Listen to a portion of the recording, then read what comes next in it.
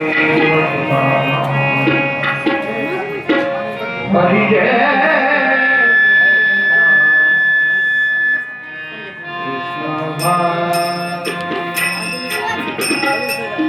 हरि जय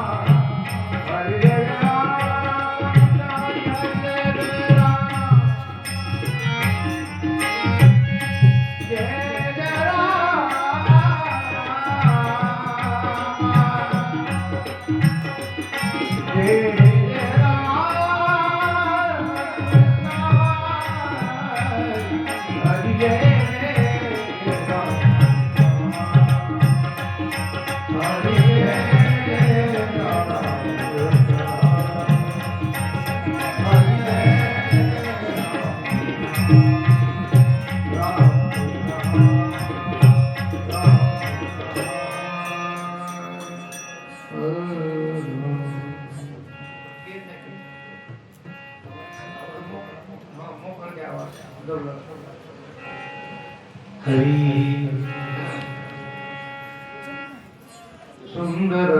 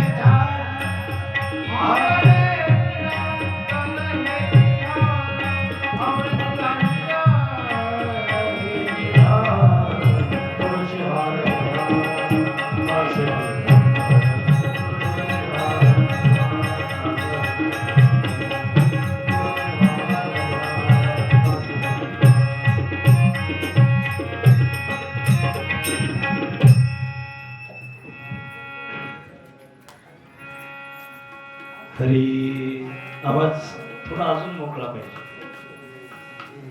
हरी हरी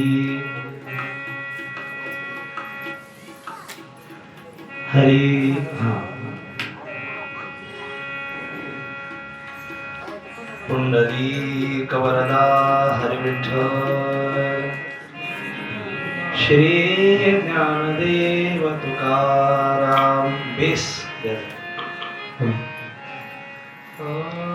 गोपाल कृष्ण भगवान की जय. शुकाचार्य महाराज की जय.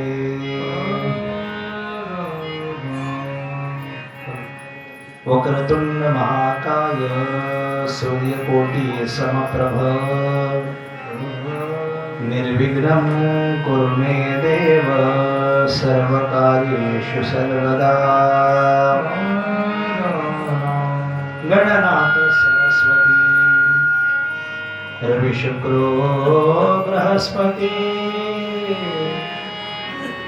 पंचेता स्मरे नित्यं वेदवाणी प्रवर्तते. शान्ताकारं भुजगशयनं पद्मनाभं सुरेशं विश्वाधारं गगनसदृशं मेघवर्णं शुभांगं लक्ष्मीकान्तं कमलनयनं योगिभिर्ध्यानगम्यं वन्दे विष्णुं भवभयहारं सर्वलोकैकनाथं.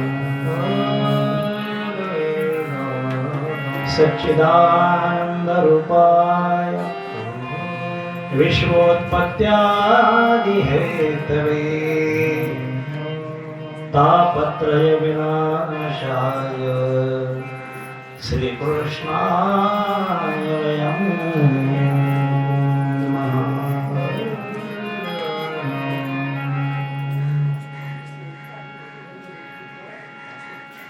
अखिल कोटी ब्रह्मांड नायक श्री पंढरीश पांडुरंग परमात्मा, आई साहेब रुक्मिणी माता, कैवल्य तेजोनिधी अलंकापुर निवासी ज्ञानोबा, श्रीमंत श्री जगद्गुरु तुकोबाराय, सकल संत महंतांच्या पदस्पर्शाने पावन झालेली ही पुण्यभूमी. या भूमी मातेला वंदन करून सर्व योगी मुनी सिद्ध साधक ऋषी तत्वज्ञ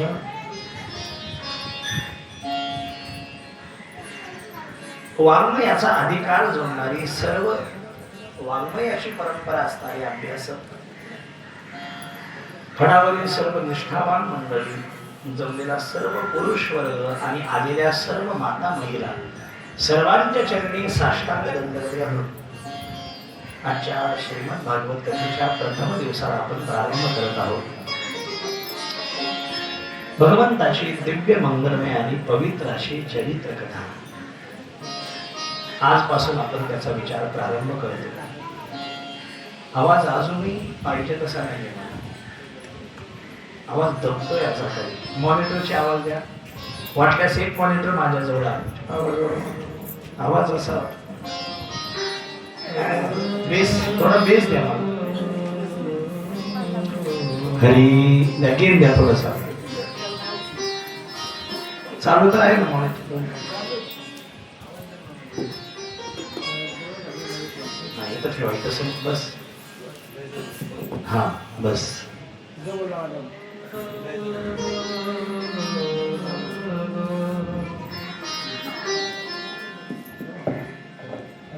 चालत असलेला हा नाम महोत्सव तथा ज्ञानेश्वरी पारायण, गाथा भजन आणि फड परंपरेतील कीर्तन परंपरा गेली अनेक वर्षापासून हा उत्सव चालू.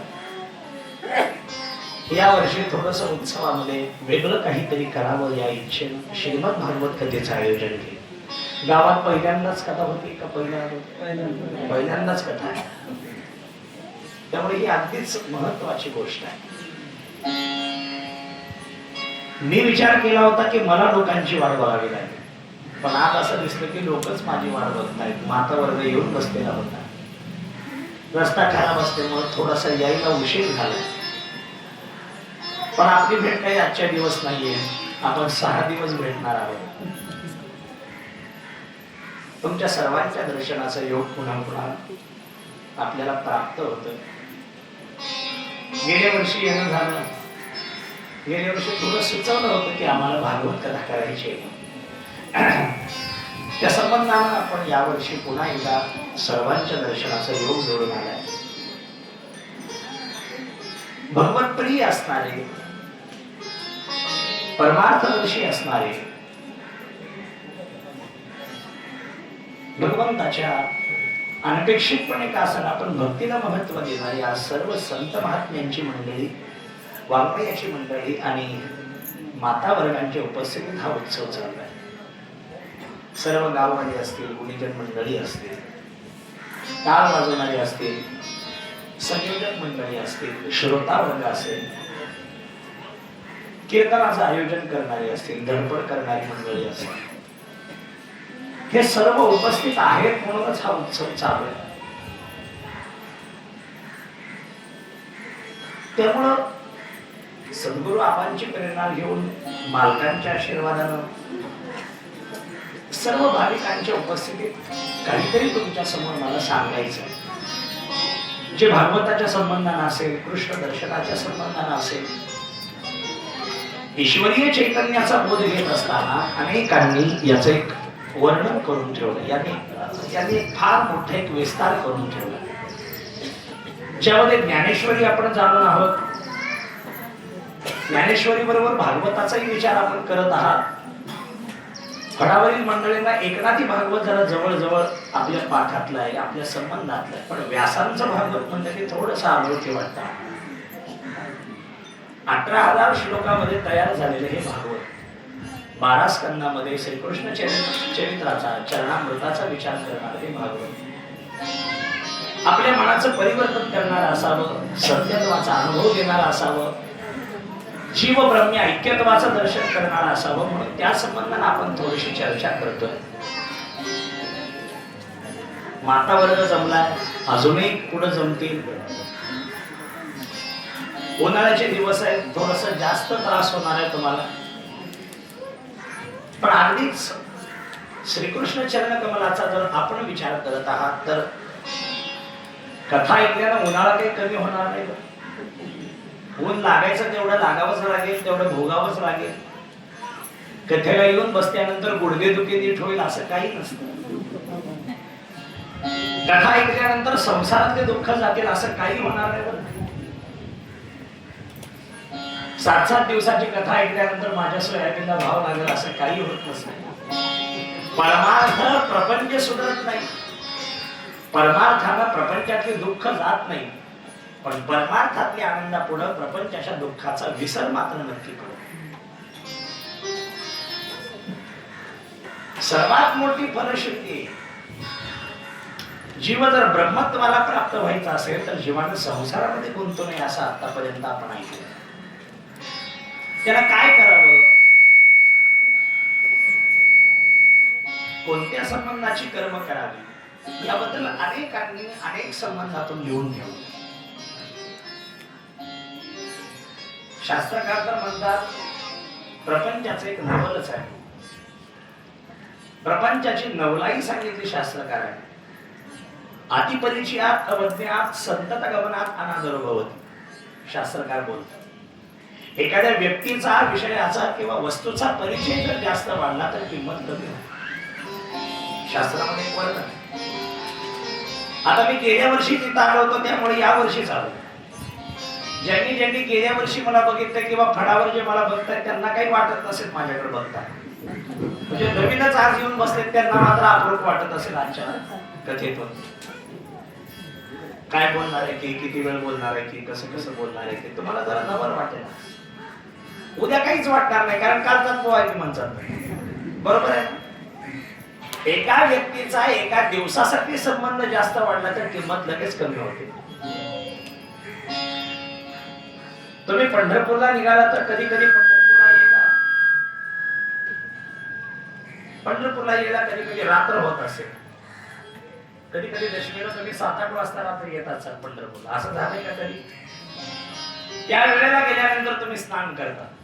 रात्र म्हणत नाही, पहाट म्हणत नाही, तुम्ही त्या वेळेला जाऊन आंघोळ करता. कारण तुम्हाला पंढरपूर इथून 100 किलोमीटर आहे.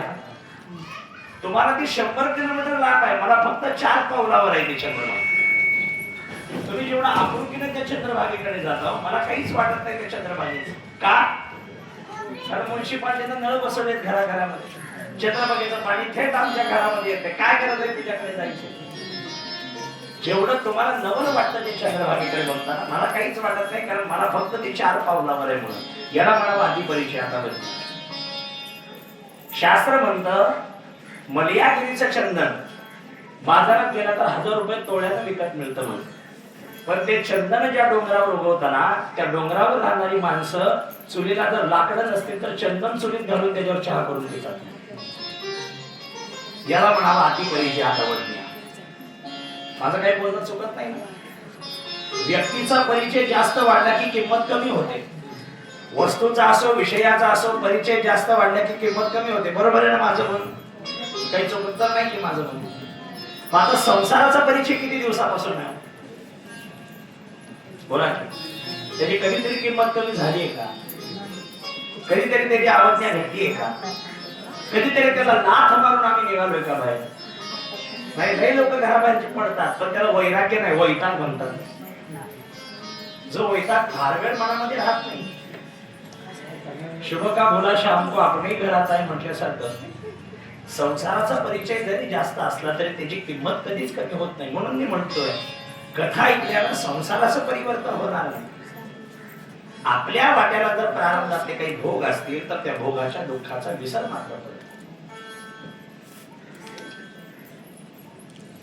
मांडेगावात सकाळी सकाळी मी पेपर विकत घेतला. त्या पेपरमध्ये 5 लाखाचं लॉटरीचं तिकीट छापून आलं. मी ते लॉटरीचं तिकीट आणि पेपर मधला अंक बघितला तर 3 अंक बरोबर लागले होते. म्हणजे बरोबर मला लॉटरीचं तिकीट लागलं. किती लाखाचं? 5 लाखाचं लॉटरीचं तिकीट लागलं. पण आता मला हे घेण्यासाठी धाराशिवला जावं लागेल. जिल्हा धाराशिवच, सोलापूर. मला 5 लाख रुपये घेण्यासाठी सोलापूरला जावं लागेल. म्हणून मी त्यांना फोन केला. त्यांनी आमचं अभिनंदन केलं. तुम्हाला तिकीट लागलंय, तुम्हाला 5 लाख रुपये लागले. या टायमाला सोलापुरात या आणि तुमचे पैसे घेऊन जा. आम्ही निघालो सोलापूरकडे. एसटी मध्ये तर फुकट प्रवास होता. पण असावा खर्चा पाण्याला म्हणून 100 रुपये आम्ही वरल्या खिशामध्ये ठेवले. 5 लाखाचं लॉटरीचं तिकीट मधल्या खिशामध्ये ठेवलं आणि आम्ही आता एसटीने निघालो. पण प्रवास करता करता कुठं काय घाई गडबड झाली माहित नाही, काय चेंगराचेंगरी झाली माहित नाही. वरलं 100 रुपयाची नोटच कुठेतरी पडली, कुठेतरी हरवली, कुठे गेली माहित नाही. पण एरवी पैशाला पैसा गुंडाळून ठेवणारे आम्ही, व्यवस्थित पैसे जपून ठेवणारे आम्ही. पण आज डायरेक्ट 100 रुपयेच आमचे हरवले. खरं सांगा बरं, 100 रुपये हरवल्याचं काही दुःख आहे का तुमच्या? खरं सांगा, का बरं नाही? 5 लाखाचं तिकीट आहे की 100 रुपयाचं काय घेऊन बसलाय? कळालं ना माझा बोलण्याचा अर्थ? संसारातलं दुःख म्हणजे 100 रुपयाच्या नोटेप्रमाणे आणि परमार्थात मिळालेला आनंद म्हणजे 5 लाखाच्या नोटेच्या तिकिटाप्रमाणे. ज्या आनंदापुढे या दुःखाचा आम्हाला काही वाटत नाही. बरे झाले देवा निघाले दिवाळे, बरी या दुष्काळी पिढाची, काही वाटत नाही आम्हाला त्या दुःखाचं. म्हणून संत महात्मे त्याचा विचार पुन्हा पुन्हा करतायत. एकदा मॉनिटरचा आवाज बघा. थोडस या मॉनिटरचा आवाज आहे. हरी मॉनिटर बंद आहे वाटतं बहुतेक. हरी माझा तुम्हाला आवाज कमी आहे. ते असं चालू हे मला आम्ही काय करू शकत नाही. तुमच्या लहानपणी असं काही नसेल. एकच माईक होता तर 100 फुटावरनं उडत होतं म्हणजे सगळ्यांचे आवाज कॅच करत होता. आता साऊंड जेवढे वाढले तेवढे कारणं सुद्धा गेले. हे आम्हाला म्हणण्यावर आहे. जाऊ द्या, पण सवय लागली त्यामुळं नावीलाज आहे. मी काय बोलतोय, ज्या भागवताचा आपण आजपासून विचार करत आहात ते भागवत पुढे सगळे आपण गीता ऐकली, आपण ज्ञानेश्वरी ऐकली, प्रत्येकाचा एक स्वतंत्र फळ देणारा विषय. भगवद्गीता काय करते? ज्ञानोबाने त्याचं वर्णन केले 11व्या अध्यायात. जो श्रवणी पाठी आरते, गीता नेडी मोक्ष आरवते, जैसा समर्थ दाता पुन्हा ते नास्ती न. गीता आम्हाला मोक्ष प्रदान करते असं ज्ञानोबाचं म्हणणं. किंवा गीता गीता गीता वाचे जे म्हणती तया पुनरावृत्ती नाही नरा असं वर्णन. गीता आम्हाला मोक्ष प्रदान करून देत असेल, ज्ञानेश्वरी आम्हाला भक्ती सुखाचा अनुभव करून देत असेल, श्रीमद भगवत गीता जगावं कसं हे आम्हाला शिकवते, पण श्रीमद भागवत कथा हे आम्हाला मरावं कसं हे शिकवते. तो म्हणतात महाराज आम्ही काही मरायला आलोय काही, आम्हाला जगायचंय अजून 4 दिवस. तुम्ही म्हणचाल पण मला थोडस बोलायचंय. काय होतंय आपल्या आयुष्यामध्ये? आम्ही परमार्थ तर करतोय.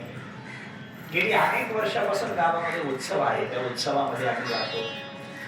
प्रवचन असू द्या, कीर्तन असू द्या, अन्नदान असू द्या, आम्ही सगळंच करतो. पण या कर्मामध्ये, या मंडपाखाली बसल्यानंतर आमची मानसिक अवस्था काय असावी याबद्दल थोडी शंका आहे.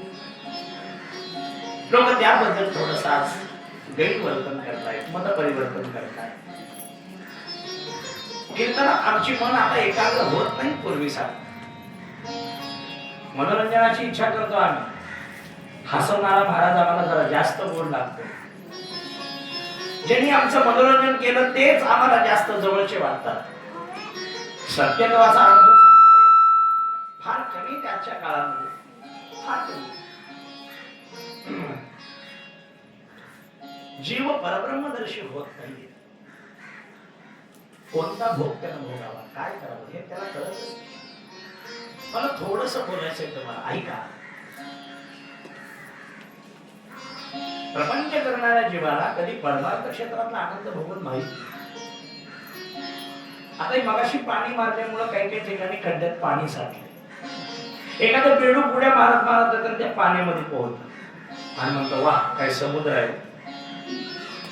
कशाला? खड्ड्याला. हे बेडकाचं सांगणं गेलं बरं. माझं बोलण्याचा अर्थ तुम्हाला कळाला असेल, कळून घ्या. काही संसारात रंगणारे असेच बेडक आहेत म्हणजे, जे 10 बाय 10च्या खोलीला समुद्र समजतात. वा काय समुद्र आहे. पण त्या अथांग सागरानं, त्या बेडकानं कधी अथांग सागराची कल्पना कधी केलेली नाही. कधी तो सागर त्यानं जन्मात बघितला नाही. तसं संसारात रंगणाऱ्या बेडकानं कधी कचेला येऊन बसलं नाही, कधी कीर्तनाला जाऊन बघितलं नाही, कधी वारीत पाऊल खेळून बघितलं नाही, कधी ज्ञानोबाचं पुढे धरून पंढरपूरला येण्याचं सुख कधी अनुभवलेलं नाही. त्यामुळे त्या जीवाला काय आज प्रत्येक वेळी दुःख भोगावं लागतंय. त्या दुःखाच्या पलीकडे कोणतीच भूमिका अशी स्वतंत्र वेगळी नाही.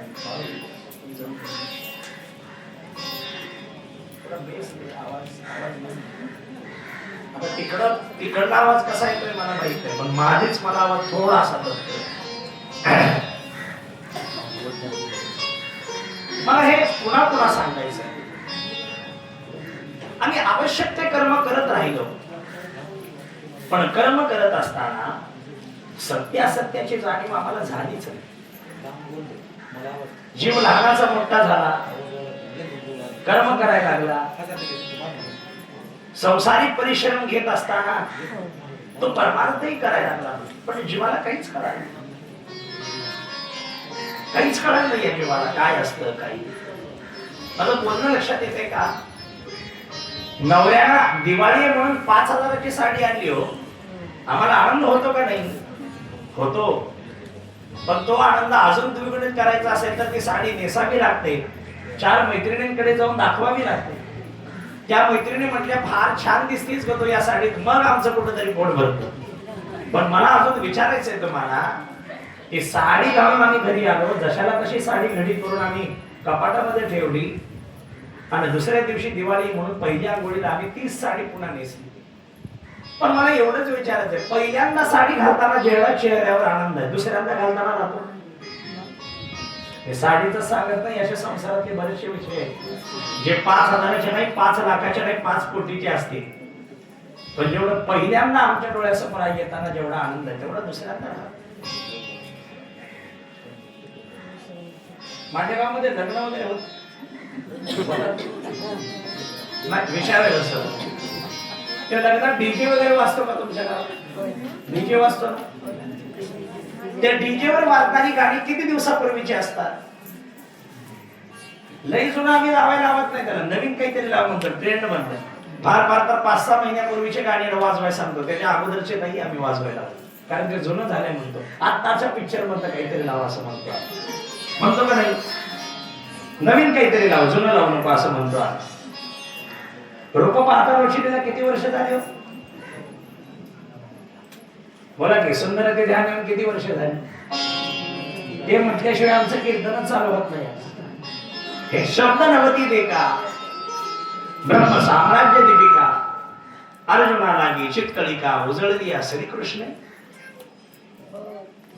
हे शब्द आहे, ज्या शब्दाला म्हटलं जातं तो कोणी घेतले मोती जायचं. का बोलतोय मी हे? साधना परंपरेमध्ये या गोष्टी अगदी विचारपूर्वक केलेल्या. समाज कार्य करतो, व्यवस्थितपणे हाताळतो, पण या समाजाला सत्यासत्याची जाणीव होतच नाही. संसारात प्रत्येक वेळी दुःख भोगावं लागतं. भागवत आमच्या दुःखाची निवृत्ती करत नाही. भागवत आम्हाला सत्य असत्य सांगतं. ज्या प्रपंचाला तुम्ही खरं म्हणताय, भागवत तुम्हाला सांगतं ते खरं नाहीये. प्रपंचात राहणारा जीव थोडासा बघा. पैसा मेरा परमेश्वर, पत्नी मेरी गुरु, बाल बच्चे साधू संत और किसकी सेवा करू. संसारात रंगणाऱ्याची स्थित्यंतर आहे. त्याला कळतच नाही की आपण कसं करावं, कसं जगावं. म्हणून भागवत आला. जे भागवत तुमच्या प्रपंचाचं परिवर्तन करणार नाही, पण मनाचं परिवर्तन मात्र नक्की करेल. काय मिळतं कथा ऐकल्यानंतर? श्रीमद भागवतकार एक होऊन गेले, फार मोठे, ज्यांचं नाव डोंगरे शास्त्री महाराज असं सांगितलं. फार मोठे कथाकार होऊन गेले. लाखो लोक त्यांच्या कथेला जमायचे, लाखो लोक. पण त्यांची कथा संध्याकाळी असायची. त्याने दिवसभर गावामध्ये फेरफटका मारायचा. कुठं रस्ता खराब असेल तर एका वहीवर लिहून घ्यायचं ते. कुठं पाण्याची टाकी फुटलेली असेल तर ते वहीत लिहून घ्यायचं ते. कुठं नळ फुटले असेल, कुठं नदीत गाळ असेल, कुठं विहिरीत गाळ असेल, सगळं एका वहीच्या पानावर लिहून घ्यायचं. शेवटच्या दिवशी गाववाल्याने दक्षिणा दिली की ते दक्षिणा आणि ते वहीचा कागद जशाला तसा गाववाल्याला माघारी देऊन टाकायचा आणि सांगायचं या पैशावर ही कामं करून घ्या.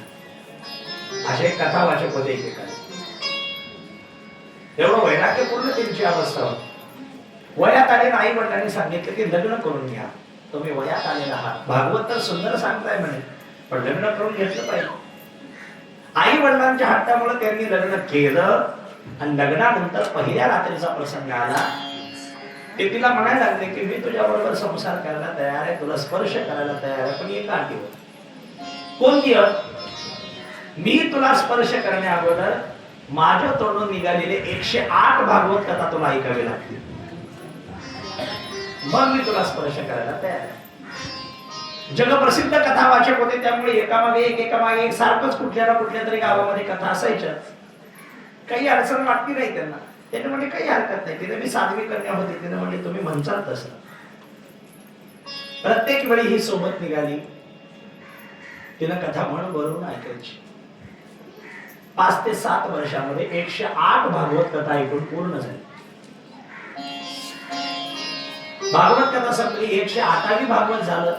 संध्याकाळी दोघं घरी आले, स्नान केलं, जेवण केलं आणि पलंगावर आले. मग म्हणायला लागले की मी तुला आता स्पर्श करायला तयार आहे. माझ्या नियमाप्रमाणे तू 108 भागवत कथा ऐकलीस, मी तुला आता स्पर्श करायला तयार आहे. ऐकल्यानं काय होतं त्याचं उत्तर देतोय बरं. ती म्हणते आता कशाचा संसार आणि कशाचं मुलबा. ज्याची तुम्ही कथा सांगत होता ना, त्या भगवान श्रीकृष्णालाच माझं लेकरू समजते म्हणे. आता दुसऱ्या पोराची गरजच नाही. हे फक्त ऐकण्याचं फळ आहे. रुक्मिणी आई साहेब भगवंताला प्रेमपत्रात हेच लिहिते. हे जगातलं पहिलं प्रेमपत्र आहे. रुक्मिणी आई साहेब देवाला म्हणतात श्रुत्वा गुणान भुवन सुंदर शर्वणतांते निर्वैश्य कर्ण विवरे ही हरतोंगता. तुम्ही एवढे सुंदर आहात, एवढे गोड आहात, एवढे भुवन सुंदर आहात की तुमच्या फक्त या कीर्तीनं हृदयातली सगळी पाप त्या कानाच्या वाटे निघून जातात. म्हणून वर्णनच आहे, कथा सुख करी कथा मुक्त करी कथा याची बरी देवाची. संसाराच्याही कथा कुचर वाट्यावर बसून रंगतातच, पण काही काळानंतर त्याचाही वीट येतो, किळस येते. पण अशी एक परमार्थातली कथा आहे, ज्याला कृष्ण कथा म्हणा, ज्याला राम कथा म्हणा, जी आमच्या मनाचं परिवर्तन करणारी असायला. उपांगिक विषयाला जास्त महत्व देऊ नका. कृष्ण चरणकमलाचा विचार करता येईल काही आम्हाला बघितलं पाहिजे. मगाशीच म्हणलोय, गीता जगावं कसं हे जर शिकवत असेल तर भागवत मरावं कसं हे आम्हाला शिकवतं. कारण एखादी वेळ आली आणि आम्हाला जायची जर वेळ आली तर पटकन यमराजाच्या ताब्यामध्ये जावं. एवढं वैराग्य प्राप्त असावं की तिसऱ्या दिवशी पटकन कावड्यानं उडत उडत यावं, पिंडीवर बसावं, कोणाच्याच पाया पडायला लागून येतात. एवढं वैराग्य असावं तुमच्या मनावर. कर्म करणारा कर्मिक सगळेच आहे. संत महात्म्याने शेवटपर्यंत संसार हाताळला, पण कसा करावा, कोणत्या भावनेतून करावा हे मात्र आम्हाला आजकाल कळत नाही. पूर्वीच्या काळी एवढे सत्य नव्हते ना. तुमच्या लहानपणी एवढे सत्य नसतीलच.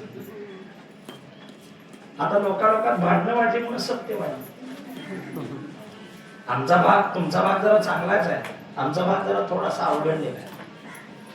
भावकीचे भांडणं कधीतरी मिळतील, भजण्यात लागलेले कधीच भांडणं मिळत नाही. बोलणच जातील पण भांडणं घेऊनच बोलून जातील, कधीच मिळत नाहीत महाराज. एवढं सत्य वाढायचं कारण काय? पण भांडण दुधानं भरले, कधीतरी उतू जाईलच, कधीतरी खऱ्या अर्थाचा परमार्थ समाजाला कळेलच. कारण लातूर मधला वाद सगळ्यांना माहित आहे, बघताय तुम्ही सोशल मीडिया. एवढा देखणा परमार्थ करून सुद्धा आमच्या वाट्याला जर अशी काही दुःख मिळत असतील तर दूध उतू चाललंय हे मात्र लक्षात घ्या. अवलंबून राहू नका अशा कथेवर, कीर्तनावर. उपांगिक साधन आहे. सामूहिक केलेला परमार्थ कधीतरी बंद पडतो. 5 वाजले की मलाही विराम द्यावा लागेल कथेला. पण तुम्ही तुमच्या उद्धारासाठी जर काही करायचं असेल तर आत्मोन्नती करा. स्वतःच्या देवघरासमोर बसा. व्यापक परमात्म्याला पाहायला शिका. मंदिर दिसल्यावर कोणी हात जोडतच की हो, भजन दिसलं की कोणी टाळी वाजवलंच की. म्हणत असताना सगळेच भजन करतीलच की. पण जे भजन तुम्ही इथं बसल्यावर करता, जात जात कधी शेताकडे जाताना असं भजन केलं होतं? शेताकडे जाताना कधी टाळी वाजवली असेल? ग बसा ग बसा ग बसा, हे मंदिर आहे, इथं शिव्या देऊ नका कारण हे मंदिर आहे. इथं खोटं बोलू नका हो, का हे मंदिर आहे. इथं पान खाऊन झोपू नका हो, का का हे मंदिर आहे. म्हणजे मंदिराच्या बाहेर गेल्यावर काय बी करता येतं? कसं आहे? फक्त मंदिरातच करायचं नाही, फक्त मंदिरातच खोटं बोलायचं नाही, फक्त मंदिरातच शिव्या द्यायच्या नाही. आमचा देव आम्ही फक्त मंदिरातच पाहिला, त्याला कधी व्यापक आम्ही पाहिलंच नाही. जोपर्यंत तो आम्हाला व्यापक दिसत नाही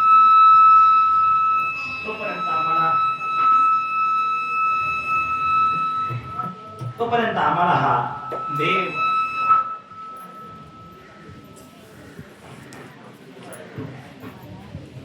आमच्या आयुष्यामध्ये अशा काही गोष्टी पाहायला मिळणार नाही. यानंतर हरि रे हरि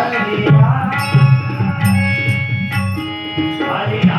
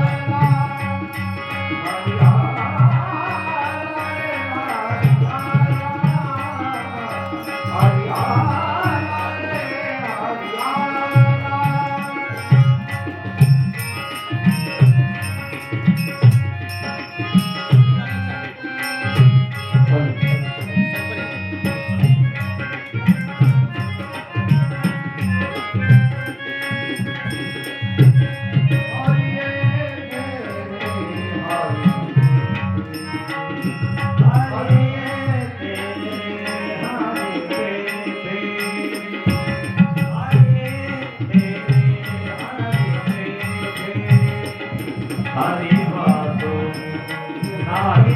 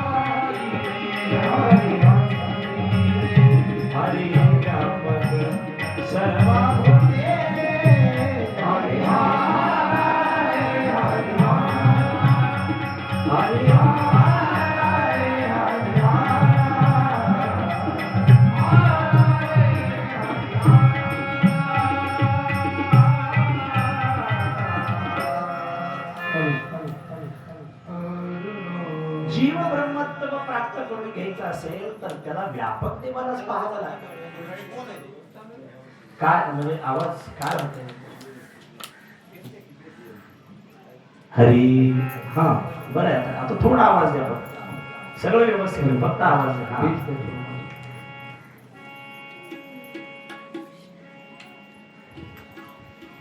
काही गोष्टी कर्मावर अवलंबून असतात, प्रारब्धावर अवलंबून असतात, तर काही गोष्टी फक्त प्रेमावर अवलंबून असतात. कधीची वेळ झाली आणि तुम्ही घराकडून कधीसाठी वळालात, तुमचं प्रारब्ध चांगलं आहे, 2-3 तास ही कथा कानानं स्पष्ट ऐकू जात असेल तर कानाचं प्रारब्ध चांगलं आहे. व्यवस्थितपणे मांडी घालून गुडघे जर कोणते त्रास देत नसतील या कथेमध्ये तर तुमचं प्रारब्ध चांगलं आहे. भजन करता करता जिभेला जर पुन्हा पुन्हा भजन करण्याची इच्छा होत असेल तर जिभेचंही प्रारब्ध चांगलं आहे. सगळ्या गोष्टी प्रारब्धावर अवलंबून आहेत. आमच्या गावाकडे एक महाराज आहेत, ते म्हणतात कीर्तनकार जर अभंगाच्या बाहेर जाऊन बोलायला लागला तर समजून जावं जिभेचं पुण्य संपून गेलंय. एवढं महत्व आहे या परमार्थ क्षेत्रात, एवढं महत्व आहे अभंगाला. संत वाङ्मय यासाठी जगप्रसिद्ध आहे. त्याच्या व्यतिरिक्त या जगात कोणी आम्हाला पाहिलं. ऐका मी का बोलतोय, कसं बोलतोय. सगळ्याच गोष्टी प्रारब्धावर अवलंबून आहेत. पण भागवत कथा संपली, कार्याचं कीर्तन झालं, गाव जेवण झालं आणि गाव जेवणानंतर मंडपवाले एक मंडपाची दोरी सोडायला लागली. हळूहळू 7-7 दिवस राहणारी मंडळी आपापल्या गावाकडे निघून चालली. आचार्य आपलं व्यवस्थित काम उरकून तोही गावाकडे निघून गेला. मंडपवाले मंडप गुंडाळून गावाकडे निघून गेले. पण एक मंडपाची दोरी सोडत असताना आमच्या डोळ्यात जर अश्रू येत असतील, रडू येत असेल, देवा असाच सप्ताह पुढल्या वर्षी आम्हाला कसा बघायला मिळेल ही अपेक्षा जर निर्माण होत असेल, सगळ्याच गोष्टी प्रारब्धावर अवलंबून आहेत, पण तेवढे डोळ्यातले अश्रूच प्रारब्धावर अवलंबून आहेत. ते फक्त प्रेमावर अवलंबून आहे. आणि एवढं डोळ्यातले अश्रूच कारणीभूत आहेत देवाला वैकुंठ सोडून विटेवर आपलं करतात. तो कधीतरी राम होतो, कधीतरी कृष्ण होतो, पण कोणासाठी होतो हे विसरता कामा. वानर होते म्हणूनच तो राम झाला, गोपाळ होते म्हणूनच तो कृष्ण झाला, आणि आज वारकरी आहेत म्हणून तो पंढरनाथ झाला. कोणीतरी भक्तीच्या बळावर त्याला अनुभव केला. थोडासा माता वर्ग जरा जास्त जमलाय म्हणून त्यांच्याकडे जातो. थोडस तुम्हाला बोलतो मी, ऐका. आपलं लेकरू फक्त आपल्या अंगावरच्या दुधावर आहे, दुसरं त्याला काहीच जमत नाही. तुम्ही सकाळी सकाळी हळूच लेकराला पाळण्यामध्ये झोपी घालून उठलाय, आंघोळ करताय, पण आंघोळ करता करता झोळीतलं लेकरू रडण्याचा आवाज यायला लागला. तुम्ही ओल्या पडद्यानं कसं जाता करायला त्याला घे. आईचा एक अवतार आहे बरं हा, ओल्या पडद्यानं लेकराकडे जातो. तुम्ही पुन्हा त्याला झोपवून स्वयंपाकघरात गेला, दोन्ही हाताला कणिक तिंबताय, पीठ दोन्ही हातानं पीठ लागलेलं आहे, बरबटलेलं आहे, हात खरकट झालेले, आणि अशा अवस्थेत लेकरू रडायला जाता का नाही तसेच पिठाचे हात देऊ. आईचा एक अवतारच आहे. स्वयंपाक झाला, जेवण झाली, आई भांडी घासायला लागली आणि दोन्ही हातात राखेनं किंवा निर्म्यानं गच्च भरले, हात पूर्ण घाण झालेला आहे, पण अशा अवस्थेत लेकरू रडायला लागला. हात झटकून जाता का नाही ते लेकरं. आईचा एक अवतारच आहे. अहो हे सगळं सोडून द्या, पती बरोबर एकांतवास भोगणारी एखादी माता लेकरू रडायला लागलं तर तोही एकांतवास अर्धवट ठेवून त्या लेकराला घेऊन पळत. आईचे हे अवतार आहे. तुम्हाला लेकरूच व्हावं लागेल, त्याला पळत पळत यावं लागेल येण्यासाठी. ज्या लेकराला आई आणि आईचं दूध सोडलं तर या जगात कोणच आवडत नाही, एवढं निरपेक्ष व्हावं लागेल. या मंडपात आल्यावर तरी तो आणि त्याचं भजन सोडलं तर तुम्हाला कोणच आवडू नये. जर तुम्ही लेकरू होतात तरच तो आई होईल. कशाचं काय महाराज, आम्ही कथेला बसलोय अशा ठिकाणी की महाराज बी दिसावून सोडा बी दिसा पायात लावून. अवघड सूत्र आहे. लेकरू होणं तरी एवढं साहजिक आहे का? अंगावर पिणाऱ्या लेकरानं आईनं पैठणी घातली का शालू घातलाय, काय संबंध आहे होतो लेकरा?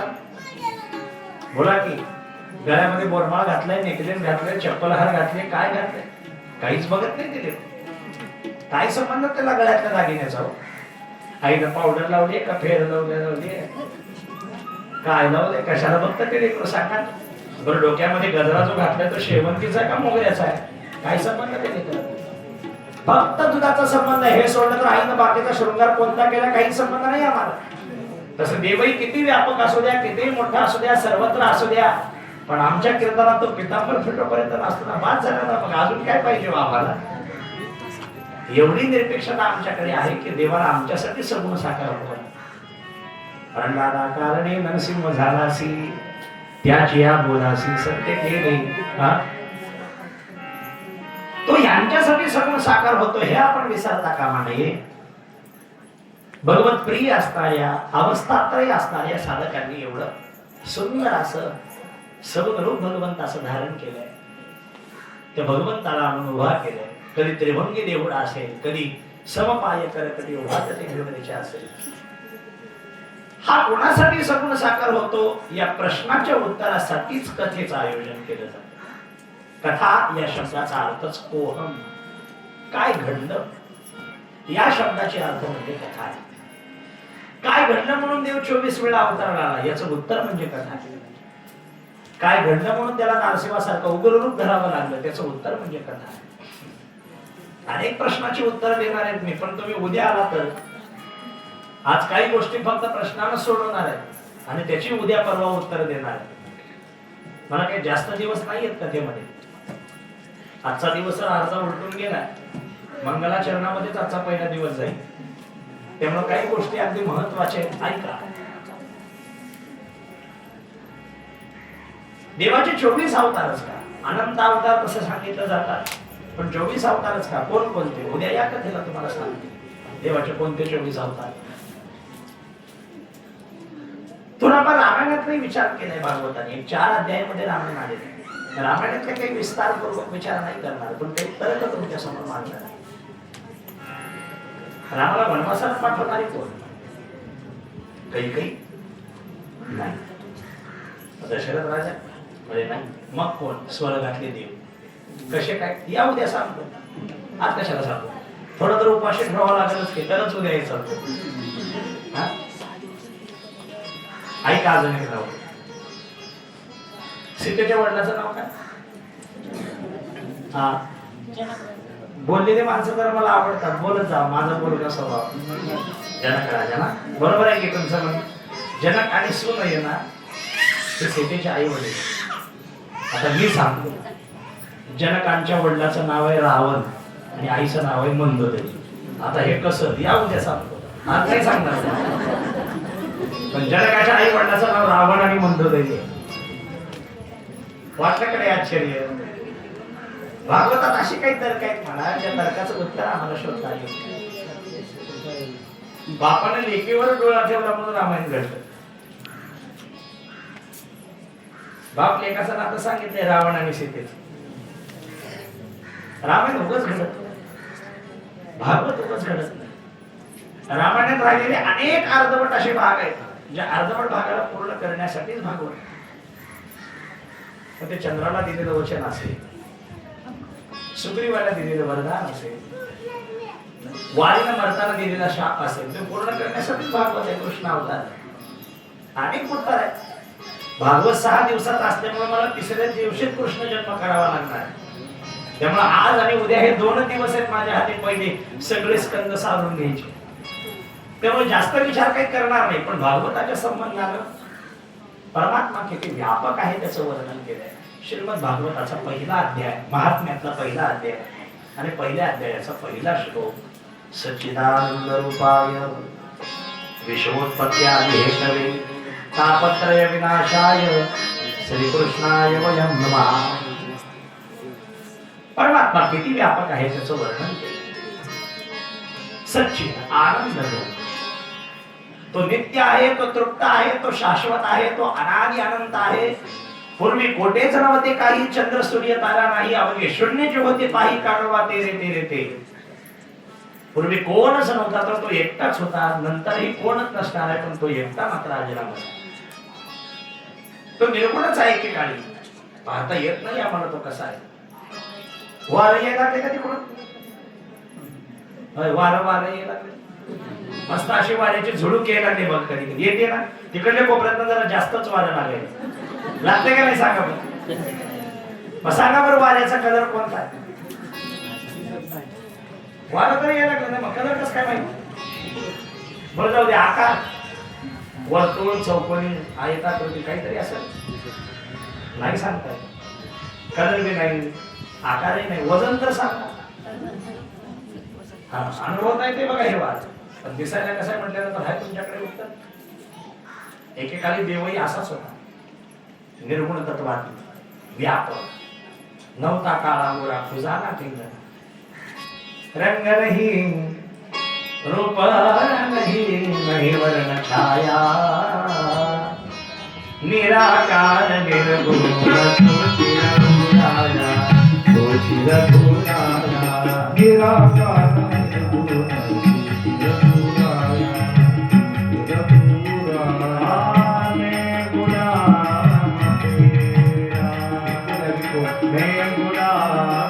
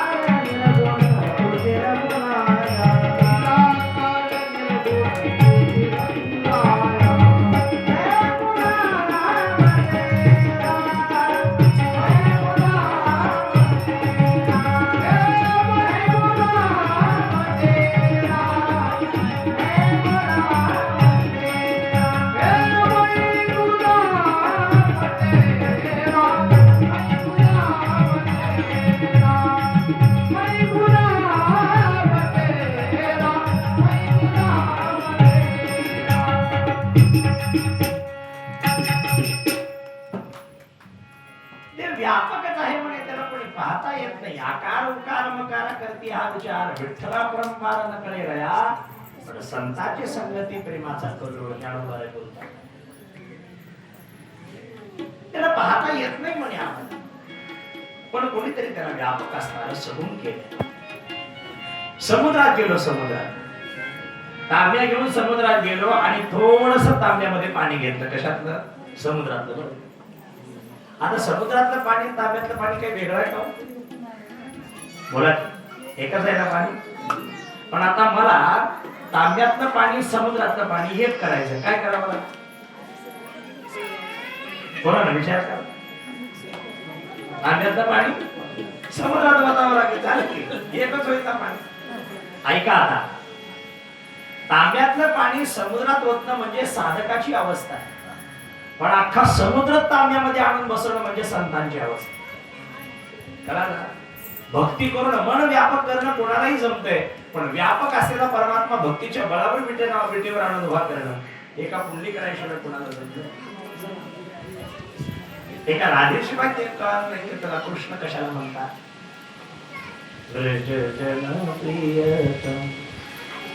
बाल मुकुंद राधारमण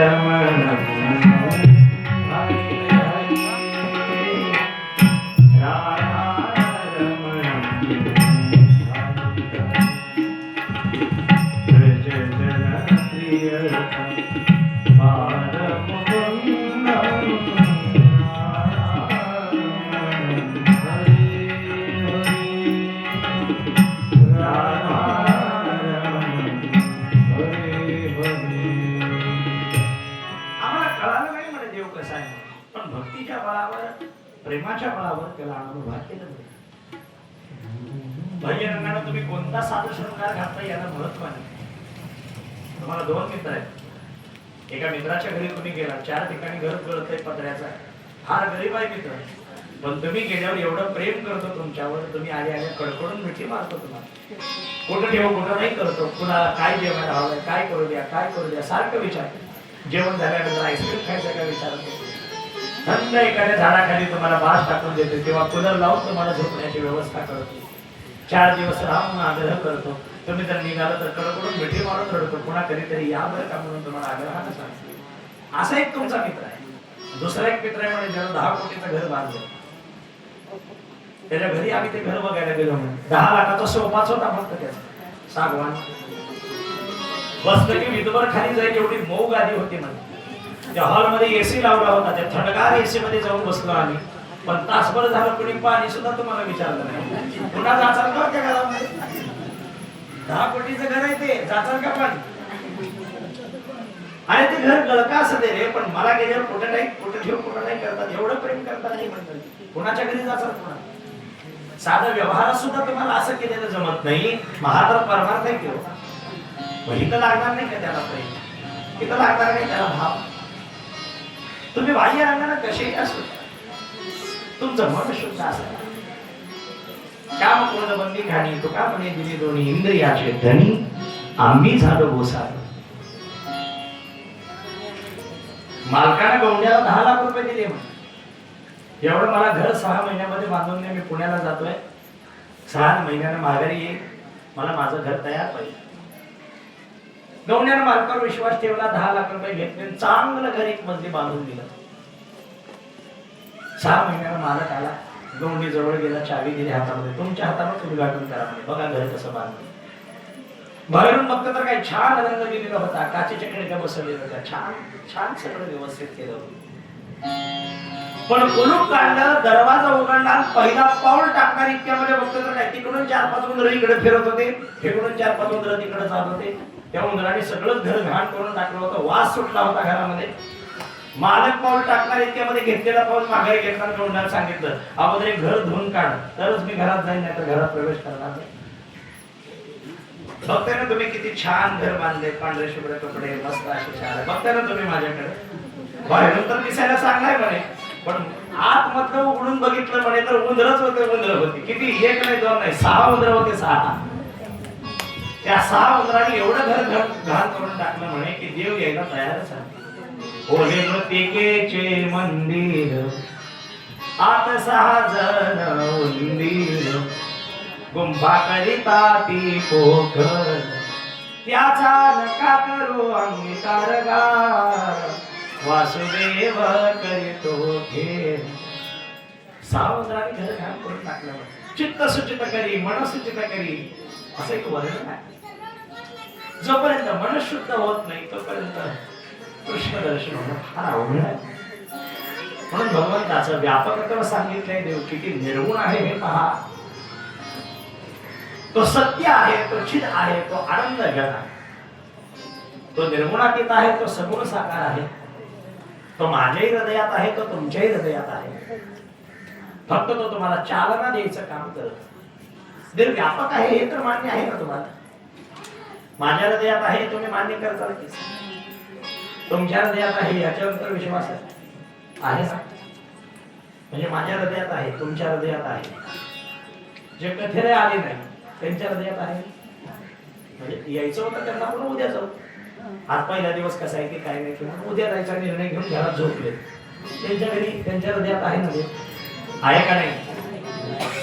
चोरी करणाऱ्याच्या हृदयात, दरोडा टाकणार, मद्यमांस भक्षण करणार आहे त्यांच्या हृदयात.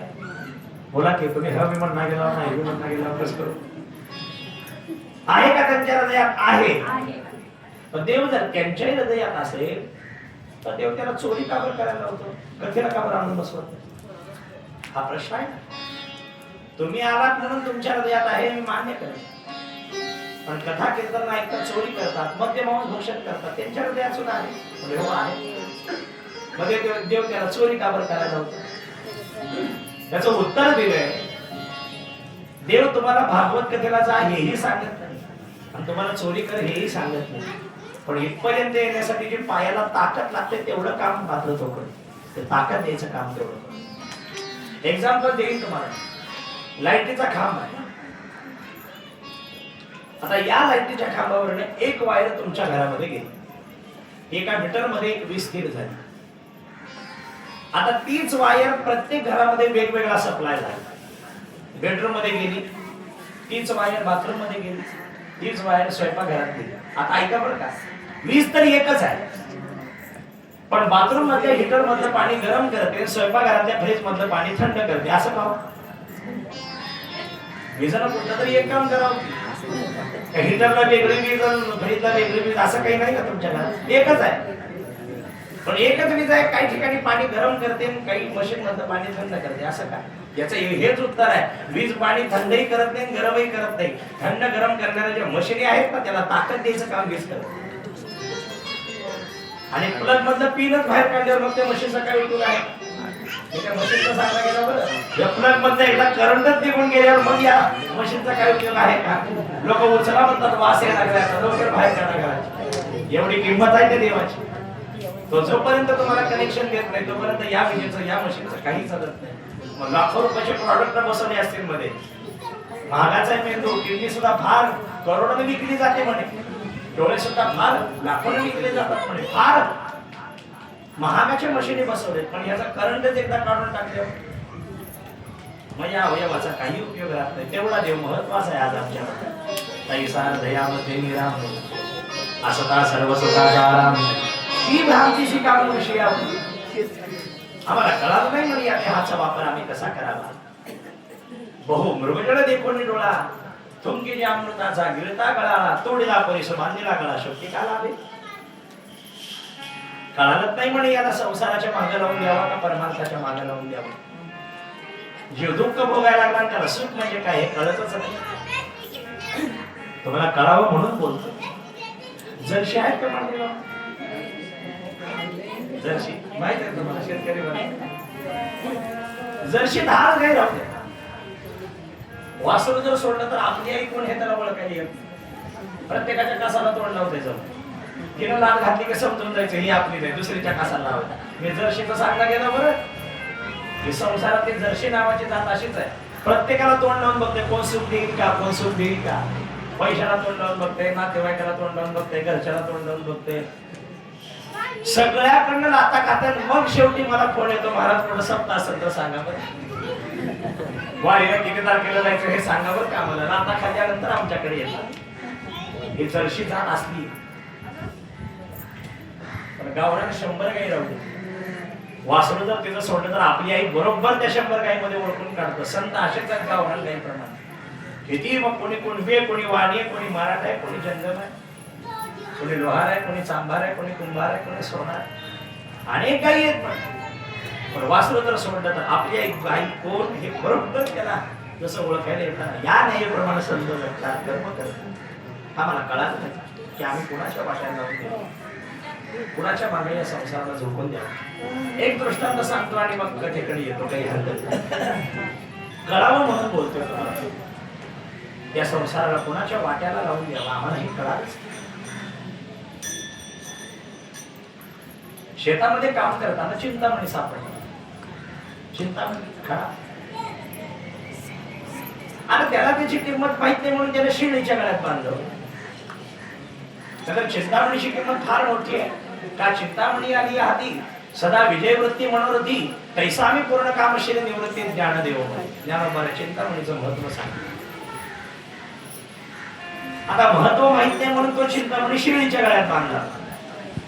एक रत्न बारके समोरून चाललंय, त्याला गळ्यातला मणी पाहिजे.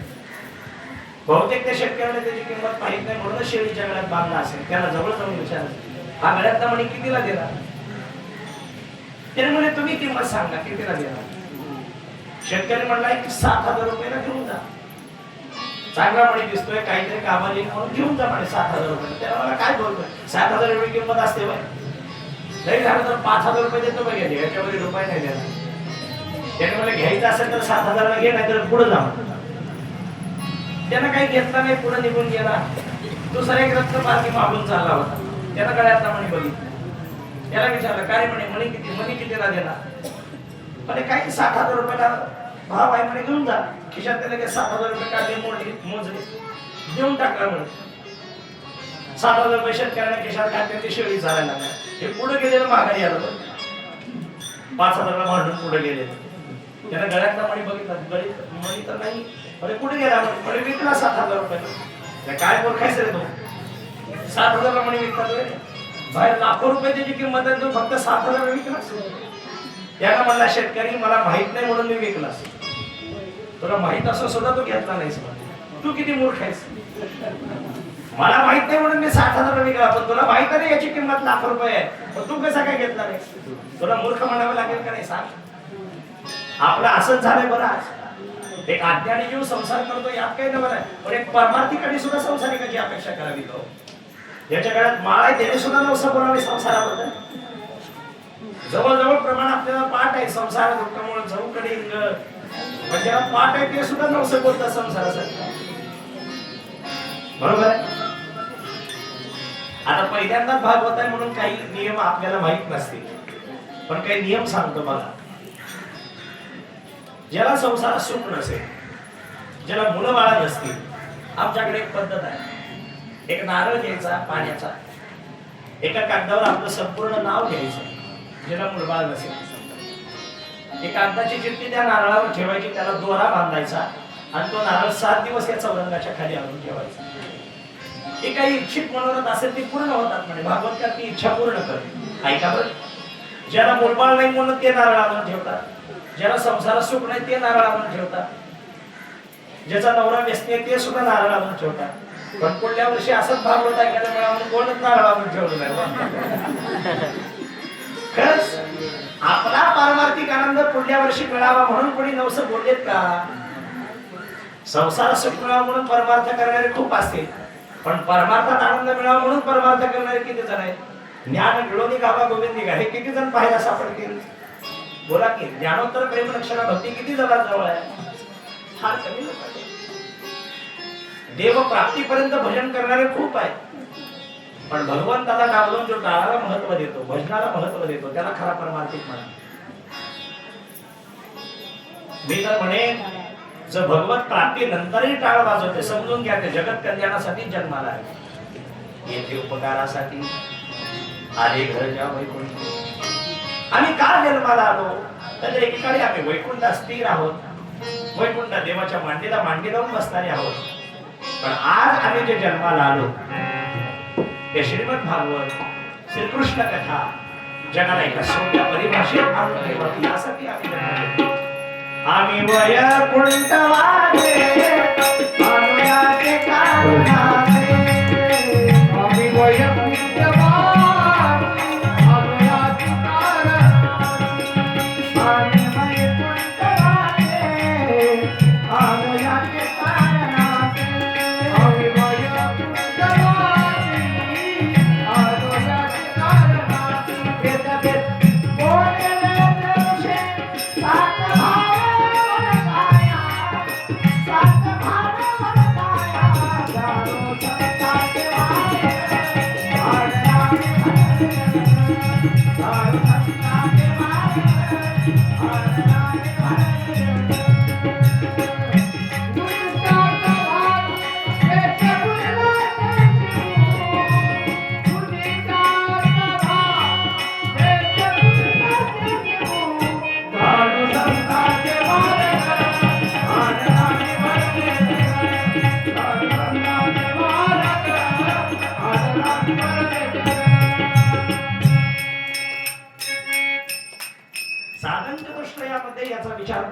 केलेला आहे. आपण मिळवलेला आनंद जोपर्यंत दुसऱ्याला मिळत नाही तोपर्यंत आपण शांत राहायचं नाही. आज तुम्ही कथा ऐकून घरी चालला, वाटत एखादी मैत्रीण गाठ पडेल तुम्हाला, वाटत एखादा मित्र तुम्हाला गाठ पडेल, भाऊ गाठ पडेल. त्या मैत्रिणीला तुम्ही विचारा, का ग बाई काल आज कथेला आली नाही? म्हणजे आज पहिला दिवस आहे, येणारच होते पण थोडी अडचण आली. उद्या ये बरं का, बरोबर 2 वाजता कथा चालू असं म्हणून तुम्ही घरी जा, पण एवढ्यावर तुमचं भागत नाही. उद्या बरोबर 1:45 वाजता तिच्या दारात जावा. ओके, तुम्हाला फायद्याचं आहे म्हणून सांगायला लागलो. आई तिला म्हणा तुम्ही, का ग बाई कथेला येणार होतेस, झालं का नाही तुझं? म्हणजे झालं, एवढे भांडे घासायचे राहिले तेवढे भांडे घासते की लगेच येते म्हणे, पुढं निघून यायचं नाही बरं.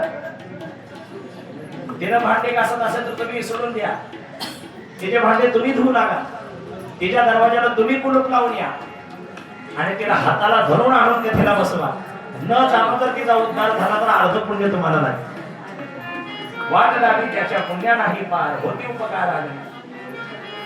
परमार्थ क्षेत्रात हे फळ आहे. तुम्ही एकट्याला आनंद बघून घरी जाणं यात काही नवल आहे. आपलाच आनंद दुसऱ्याला वाटता आला पाहिजे. आपण जेवणी जेवणी लोका संतर्पण करीत होता. तुम्हाला प्रामाणिकपणाने उत्तर मनात आहे म्हणून सांग. तुकोबाराने जर भगवत प्राप्तीपर्यंतच भजन केलं असताना तर हा विना दिसायला कसा हे बी आपल्याला कळालं नसतं.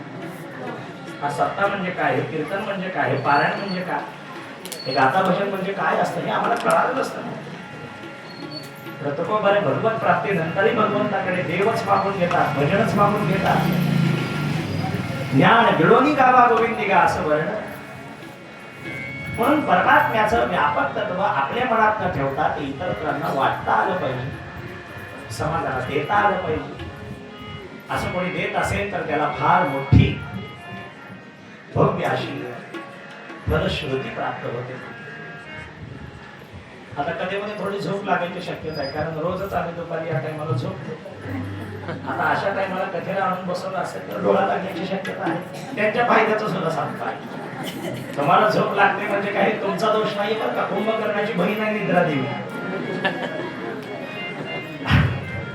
कुंभकर्णाला मारल्यावरती रामाला भांडायला आली म्हणलं, का माझ्या भावाला मारला? तुमचा वैर तर रावण आहे, माझ्या भावाला मारायचं काय कारण? रामा तुम्हाला शाप देते म्हणे, जिथं जिथं तुमची कथा कीर्तन असतील तिथं जाऊन बसते म्हणे. कोण? निद्रा देवी. हो, झोप झोप. राम बरोबर म्हणतात हाय, काही हरकत नाही म्हणे. तू जर एखाद्या ठिकाणी जाशील तिथं जर एखादा व्यक्ती झोपला असेल, निद्रा देवीला जर तो प्रसन्न झाला असेल तर काही हरकत नाही. पण जवळच्या व्यक्ती जर झोपलाय असं बघून बारीक शिमटा काढून जर त्याला उठवलं ना तर दुप्पट पुण्य त्याला देणार आहे म्हणून. ऐकताय ना? ज्यानं उठवत त्याला दुप्पट पुण्य, म्हणून उठवत जा. कथेच्या वेळी झोप लागली, जेवायची वेळ झाली की उठवल्यावर पाप लागत नाही. बाकी कवाही उठवायचं नाही माणसाला. पण एक जेवणाची वेळ झाली की कथेची वेळ झाली तर अवश्य उठवत जा, पाप लागत नाही, की डबल पुण्य लागेल. त्यामुळे कथेच्या संबंधाने काही गोष्टी सांगत असताना त्या निर्गुण परमात्म्याच्या उपासनेचा एक विचार सांगितला. तुम्ही कशी भक्ती करा पण त्या भक्तीमध्ये तो दिसला पाहिजे. निरपेक्षता आणि माझे भजन. तुम्ही निष्कलंक व्हा, तुम्ही निरपेक्ष व्हा. ज्या निरपेक्षतेमध्ये देव आणि देवाचं भजन सोडलं तर तुम्हाला कोण सावलं? तुझं वाचवली केशवा आणून हे जमलं पाहिजे. म्हणून त्या संबंधाला थोडं वर्णन केलंय. याच्यानंतर मग पुन्हा सच्चिदानंद रूपाय या परमात्म्याच्या मंगलाचरणानंतर दुसरं मंगलाचरण केलं ते व्यासांचं, आणि मग तिसरं मंगलाचरण केलं ते शुकांचं. पिबत भागवतम रसमालय भूमिरो रसमा गुरुभावका असे पिबत भागवत. ज्या रसपानामध्ये आमच्या मनाचं, आमच्या अंतःकरणाचं परिवर्तन होईल, आमची मन शुद्ध होईल, अशा भागवताचा एक विचार केलेला. पुढे मग एक चरित्र सांगितलं ते म्हणजे नारदांच्या विषयीचं. नारद महर्षी भजन करत करत करत गंगेच्या काठावर निघाले.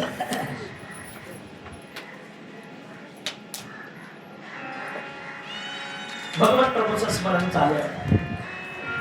चिंतनासी नलगे वेळ सर्व काळ करावे असं वर्णन. भजन करत करत करत करत निघालेले पण झालं असं की एका कोपऱ्यात एक स्त्री आकांत करून रडताना त्यांना दिसते. एक स्त्री रडायला का रडते, कोणत्या कारणासाठी रडते काही कळायला मार्ग नाही. पण संतांचं एक संतत्व सांगितलं गेलं. नाही संतपणा मिळतही हाती, हिंडता कपाटी राहणार. ऐका, संतत्व उगाच सिद्ध होत नाही, त्यासाठी तुमच्याकडे निष्क्रियता असायला. नामदेवाच्या डोक्यामध्ये गोरोबा काकाने झोपाटणं मारलं, रक्त यायला लागलं डोक्यात. नामदेव पळत पळत देवाकडे आले. डोक्यात मारलेलं दिसतं, रगत यायला लागलेलं दिसतं. एवढा राग आला म्हणे देवाला. देवानं शापच देऊन टाकला, नाम्या ज्याने कोणी तुझं डोकं फोडलं असेल त्याच्या हातात तुटून जातील. पुन्हा विचारलं देवाने, कोण तुझं डोकं फोडलंय? म्हणे गोरोबा काकाने. अरे बापरे, संतांना शाप दिला. पुन्हा देवाने आशीर्वाद दिला, काळजी करू नको, तुझ्याच कीर्तनात त्यांना हात फुटतील. देवाने असा आशीर्वादही देऊन टाकला. हे संतत्व उगाच सिद्ध होत, त्यासाठी निष्क्रियता असावी लागते. नातराईच्या अंगावर 108 वेळा फुंकले. तो माफी मागायला लागल्यावर नातराईंना काळजी वाटायला लागली. मी माफ करेल हो, यात नवल नाही, पण त्यानं माफ करणार नाही की त्याचं काय? त्या देवानं जर ह्याचं बरं वाईट केलं तर नातराईंना याची काळजी जास्त. मी त्याला, अरे मी रागायला आणत नाही तर माफ करण्याचा विषयच येत नाही ना. पण मला जर काही झालं तर त्याला लई राग येतो म्हणे. संताशी क्षोभवी कोण्याही प्रकारे त्याचे बरे हे ओढेल. देवाचा तो वैरी शत्रू दावेदार भोगवे अगोदर तर असे. हा, संतांना कोणी काही बोलले त्यांना अजिबात आवडत नाही. ह्यानं जर काही याचं बरं वाईट केलं तर नातराईंना त्याची काळजी जास्त आहे. पळत पळत घरी गेले म्हणे. विजयी पांडुरंगाची पूजा केली, पुरणपोळीचा नैवेद्य दाखवला आणि तो नैवेद्य ह्याच्या घरी पाठवून दिला. काही कारण नसतं. का नैवेद्य पाठवला तुम्ही? नैवेद्य खाऊन त्याचं पाप निघून जावं. देवाने त्याला रागरा करू नये, देवाने त्याला शाप देऊ नये, देवाने त्याला शिक्षा देऊ नये. जमन आम्हाला हे असतं काय? आम्हाला भलताच राग आहे. काही बोललेला आम्हाला अजिबात आवडत नाही. स्वाभिमानाने जगणारी मंडळी आहोत आपण. खरंच आजकाल मनुष्यत्व प्राप्त होते, पण संतत्व प्राप्त होणं फार अवघड. नारदांना कळालं कोणीतरी रडतंय म्हणे. का रडतंय हे बघण्यासाठी म्हणून नारद म्हणून निघाले. संतांचा हा स्वभाव आहे, कोणी दुःखी दिसलं तर संतांना अगोदर त्याचा फार कळवळा निर्माण होतो. वैष्णवजन तो हे कहिए दीन पराये जाने. अरे जगाचे अपराध सगळे पोटात घालावे लागतात तर तुम्हाला संत म्हणता येतं, तर तुम्हाला योगी म्हणता येतं. योगी पावन मनाचा, योगी पावन मनाचा, योगी पावन मनाचा, योगी पावन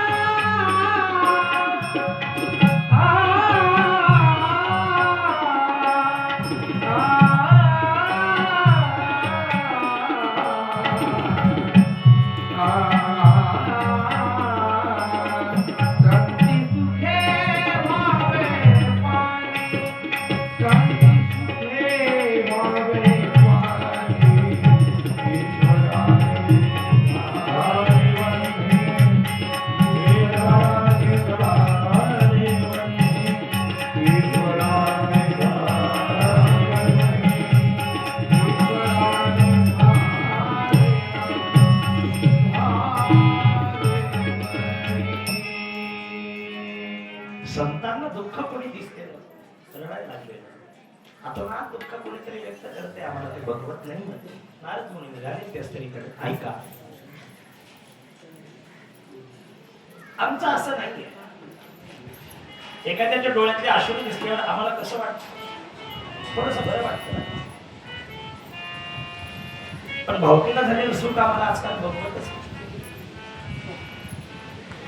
आपल्यावर एखादं संकट येऊ द्या देव परीक्षा बघतोय असं म्हणतात आणि दुसऱ्यावर संकट आलं काय काय हो कर्माची फळ दुसरं काय काहीतरी मागच्या जन्मात पाप केला असं म्हणून भोगायची वेळ आली म्हणतात काय लोक लगेच बदलतात संतांचं असं नाही दुःखेषु दिग्भ्रमणः सुखेषु विगतस्पृह वितराग भय क्रोधस्ते गधीरमुने रुच्यते एका संतांचं वर्णन केलं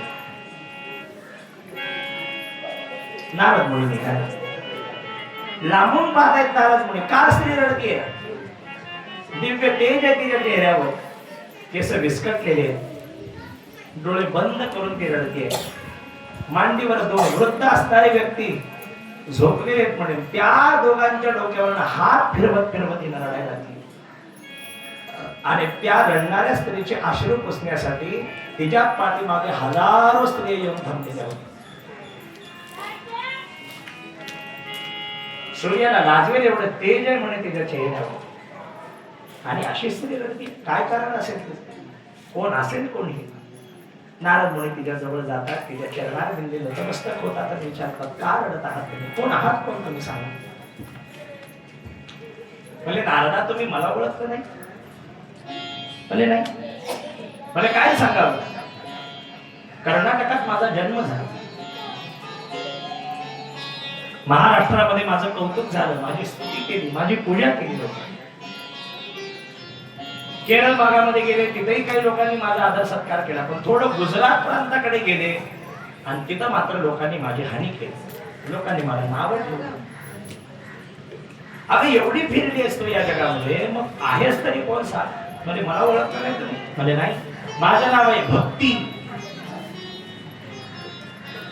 नारदांनी उत्तर ऐकलं आज भक्तीच रडायला लागली म्हणल्यावर कोणावर वाटणारच की जग तिच्या आधारानं चालतं जग तिच्या आधारावर परमात्म्याला अगदी सगुण रूपात पाहतं ती भक्तीच आज रडायला लागली बरं तू का रडते हे मला नंतर ऐकायचंय म्हणे पण तुझे हे दोन मांडीवर झोपलेले कोण आहेत आजोबा आहेत का वडील आहेत कारण रडणारी स्त्री तरणी होती पण दोघं माणसं म्हातारे झालेले होते वृद्ध झालेले होते ते तर नाव काय म्हणजे हे माझे वडील वगैरे कोण नाहीत माझे मुलं आहेत म्हणून मग मात्र नवर वाटायला लागलं आईचे केस मात्र काळे भोर आहेत आणि मुलं मात्र फार म्हातारी आहेत कोण हे म्हणून त्यांना विचारलं हे दोन कोण आहेत तुझे दोन मुलं आहेत म्हणे नाव काय यांचे म्हणजे एकाचं नाव ज्ञान आहे आणि दुसऱ्याचं नाव वैराग्य आहे का रडत हे म्हणजे खरं कारण सांगून आलं. आजकाल लोक माझा स्वीकार करत नाही. स्वार्थानं भरलेली दुनिया लोकांकडे पाहताना नवे नवे देवाकडे पाहत असताना सुद्धा स्वार्थानच बघतात. ज्ञानोबाने त्याचं कौतुक फार गोड केलं. ज्ञानोबा म्हणतात प्रापंचिक सुखासाठी भक्ती करणारे लोक फार नवलाईचे असतात. श्रावण महिना आला की आडवा गंध लावायचं, बेलाचं मान घ्यायचं, माझ्यापेक्षा देवळ बसायचं. बरं हे लई वेळ नसते, फक्त श्रावण महिनाच. भाद्रपद महिना आला की बेलाचं पान द्यायचं, टाकून दुर्वा घेऊन गणपतीच्या पाठीमागे लागायचं. हाय का नाही तुमच्या गावात गणपती बाप्पा? लई दिवस नाहीये, फक्त 11 दिवस. एकदा असा गणपती बुडवला, पौर्णिमा झाली की हातात 3 तांदूळ घ्यायचं, वाकड्या त्याला पाणी सोडत राहायचं. पक्ष 15 वाढ हो. हाय का नाही महाग महिना तुमच्या गावात? असा गणपती झाला की महाग महिना चालू होता. लगेच अमावश्याला सगळं घर धुवून काढलं की परडी घेऊन लगेच देवीच्या पाठीमागे लागायचं. एक देव त्यांच्या मनात नसतो. महाराज काय एवढे देव देव करतात प्रापंचिक सुखासाठी? कोणी सुख देईल का, कोणी सुख देईल का? पाठी सोमवार पावी आणि बेनेसी लिंगाधार. तेव्हा पुढे ज्ञानोबा बोलतात, चावल शिव माय तुझा शिव दुर्वे. तुम्हाला राग येऊ देऊ नका माझ्या वाक्याचा. प्रापंचिक सुखासाठी देवदेव करणारा गावच्या वेशीवर बसलेली वेश्या, दोघं एक जातीचे. ज्ञानोबा बोलतात मी नाही. कारण गावच्या वेशीवर बसलेल्या वेश्येला समोरला पुरुष काळा का गोरा याच्याशी घेणं देणं नाहीये. तसं प्रापंचिक सुखासाठी परमार्थ करणाऱ्या भक्ताला समोरला देव कैलासावर का विटेवर याच्याशी काही घेणं देणं नाही. आपल्या सोयाबीनला भाव मिळाला म्हणजे झाले किंवा आम्ही आडवा बी लावायला तयार आहे, उभं बी लावायला तयार आहे. तुम्ही म्हणत असाल तर कवड्याची बी माळ घालू, नाही तर रुद्राक्ष बी घालू, नाही तर तुळशीची बी घालू. बरोबर आहे का नाही? मी बोलत नाही, ज्ञानोबाने विचार सांगतील. ऐसा अखंड भजन करी उगार क्षण भरी अवघे गावद्वारी आहेव जैसी. आहेव म्हणजे वेश्या. प्रापंचिक सुख पूर्ण होत असतील तर आम्ही कुठलाही देव निवडायला तयार. कोण काहीच करते, कोण काहीच करते. परमार्थ असा नाही. नरके जन्म मुंडन ते काही साधनेचे नाही आकार. सगळं अगदी तुकोबाने आम्हाला जागेवर आणून ठेवलं. देव घ्या कोणी, देव घ्या कोणी म्हणून गावागावात तुकोबाने परमार्थ घेऊन आले. पण लोक म्हणायला लागले, महाराज पंच विषय आणि षडविकारानं भरलेल्या घरामध्ये देवाला ठेवायला जागाच नाही ठेव. देव नडगे, देव नडगे, साठवणीचे रुंदले जागे. कोणीतरी म्हणायला लागलं, महाराज काही सोय असेल तर मग सांग. आता जेवणाचा कार्यक्रम कथा झाल्यावर आहे का कीर्तन झाल्यावर? म्हणजे नक्की नक्की आहे. चुकून कीर्तनात झोप लागली तर त्यांना जेवायला नाही. आम्ही झोपायला आलो नाही हो, पण चुकून डोळा लागला. कसा डोळा लागला माहित नाही की झाले समाधानात लोकांनी उठवलं, उठा उठा झाले कीर्तन म्हणून. एवढी गाढ ज्याला कीर्तनात झोप लागली असेल त्याला जेवायला देवाचा मान मागितले तर कीर्तन झाल्यावर पण चुकून झोप लागली त्यांना जेवायला आहे ना. याला म्हणावं देव मंडला भाव बुडाला काय. या शब्दाचा अर्थ आहे बरं का. तुकोबांनी भजनाबरोबर भोजनही घालून दिले आहोत. काही लोक या हे बी करून तयार नाही होतं यायला. भोजनाची व्यवस्था करून दिली तुकोबांनी, तरी लोक यायला तयार. कोण करून घ्यायचं आहेत का? याला म्हणावं देव घ्या फुका. तुम्हाला जर इथं यायची व्यवस्था नसेल तर आम्ही डायरेक्ट माईक तुमचा आवाज तुमच्या घरापर्यंत घेऊन जाऊ. तुकोबांनी भोगे बांधले तर येऊ. ज्याला इथं येता येत नसेल त्याच्या घरापर्यंत तुकोबांनी आवाज नेला. अजून किती सोपं करावं परमार्थ? अजून किती सोपं करावं सांगा बरं. हे जे सोपं साधन आहे ते आत्ताच नाहीये. सोपेवर मामा सांगितले संती टाळ दिंडी हाती घेऊन नाचा. एवढा आनंद आहे म्हणजे या परमार्थाची. त्याचा आज कोणच वियोग करू शकत नाही, कोणच त्याला बाहेर काढू शकत नाही. पूजा करण्यासाठी सुद्धा आंघोळीची गरज आहे. का करायचं? एक असेल तर आंघोळ करून यावं लागतं.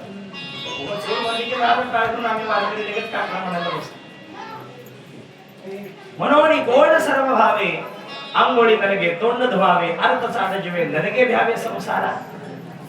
भक्ती माता म्हणायला लागली, सांगा म्हणे नारदा, लोक माझा स्वीकार करत नाही. त्यामुळे माझ्या भक्तीमुळे निर्माण होणारं ज्ञान आणि ज्ञानामुळे निर्माण होणारं वैराग्य कसं प्राप्त होईल सांगा? लोक भक्तीच करत नसतील तर ज्ञान कसं प्राप्त होईल?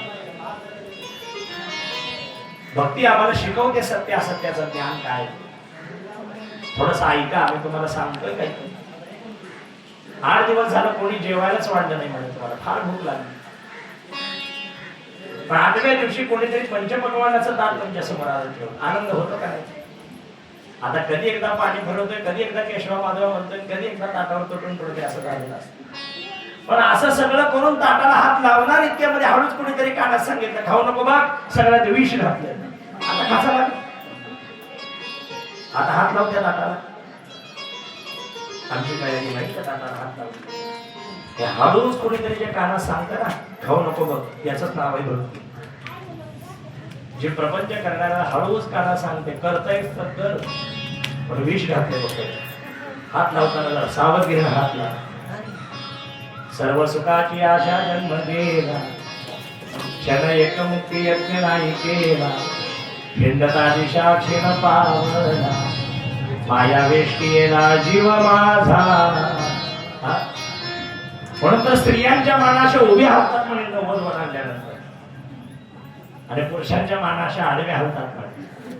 का म्हणजे देवच जाणे. पण विचारले का त्याने म्हणे संसारात रंगणाऱ्याची जात, तेल संपले आणा, मीठ संपले आणा, तिखट संपले आणा, पोराला कपडे आणा, दिवाळी आली साडी आणा. त्यानं म्हणते सोयाबीनला भाव नाही, पैसे नाही, पैसे नाही, पैसे नाही. संसारात रंगून गेले याची म्हातारपणी अशी अवस्था होते. वृद्धपणी प्रवृत्ती चिंता अमरी मागवताच्या. काय बोला भाषा. भक्ती माता म्हणते म्हणूनच माझे ज्ञान वैराग्य म्हातारे झाले. समाज कोणी त्याचा स्वीकार करत नाही. आणि एखाद्या विषयाचं ज्ञान जर नसेल तर वैराग्य तरी कसं प्राप्त होईल? या लोकांपासून पार लौकिकाच्या भोगाच्या त्यागाला वैराग्य असं म्हणतात. ही अवघड परिभाषा, पण थोडं सोपं करून सांगायचं झालं तर ताटाला हात लावणार इतक्यामध्ये कोणीतरी सांगितलंय विषय घालू नको, हात लावू नको. हे कळाल्यानंतर त्या ताटाबद्दलचा अभ्यर म्हणजेच वैराग्य. आणि याच वैराग्याला आज संत महात्म्याने कुठेतरी समजावून सांगितलंय. भक्ती माता रडायला काय करावं कळत नाही. ठीक आहे म्हणे, तुला आनंद देण्यासाठी आणि ज्ञान वैराग्यांना तारुण्य निर्माण करून देण्यासाठी मी काहीतरी उपाययोजना करते. म्हणून ते निघाले महाराज कुठं? नारद मुनी भक्ती मातेला आनंद कसा मिळेल या इच्छेसाठी, या शोधार्थासाठी नैमिषारण्याच्या भागात निघाले. उत्तर प्रदेशामध्ये फार सुंदर असं क्षेत्र आहे. सुध महर्षी शौनकांना काही ज्ञान देत आहेत, काही वाङ्मय समजावून सांगतायत. आणि इतक्यामध्ये नारदांचं आगमन झालं. नारद आल्यानंतर एवढा आनंद झाला म्हणजे सुतांनी उठून नारदांना कडकडून मिठी मारली. नारदा, माझ्या या पर्णकुटीमध्ये कसं काय येणं झालं तुमचं? नारद म्हणतात, गंगेच्या काठी एक स्त्री रडताना मला दिसते म्हणे. ज्ञान वैराग्य फार वृद्ध झाले, त्यांना तारुण्य आणायचं आहे, भक्ती मातेला आनंद द्यायचा आहे. आणि हजारो स्त्रिया पाठीमागे येऊन तिचे डोळे पुसत होते म्हणे. कोण आहेत त्या स्त्रिया? त्या स्त्रिया म्हणजे कोणी नर्मदा आहे, कोणी गोदावरी आहे, कोणी गंगा आहे, कोणी यमुना आहे, कोणी चंद्रभागा आहे. अशा सगळ्या स्त्रिया रडतायत म्हणे. तीर्थ तीर्थ हो. का तीर्थयात्रा रडतायत? का तीर्थ रडतायत? का नद्या रडत होत्या? लोक जर भक्तीच करत नसतील तर तीर्थयात्रेत तरी कशात जातील? काय काय तीर्थे म्हणती काय खावे दोष उखड असे नाही. एक काळ असा आमचा भाग्याचा होता म्हणे की भक्ती करणाऱ्या लोकांच्या पायाच्या धुळीला आम्ही कोणी होऊन जात होतो. पण लोक भक्तीच करत नाहीत, त्यामुळे तीर्थालाही कोणी येत नाही. तुम्हाला नवल वाटेल महाराज, पृथ्वीच्या पाठीवर 3.5 कोटी तीर्थ आहेत. 3.5 करोड. काय एवढे तीर्थ? पण आपल्या अंगावर केस तेवढे आहेत म्हणून.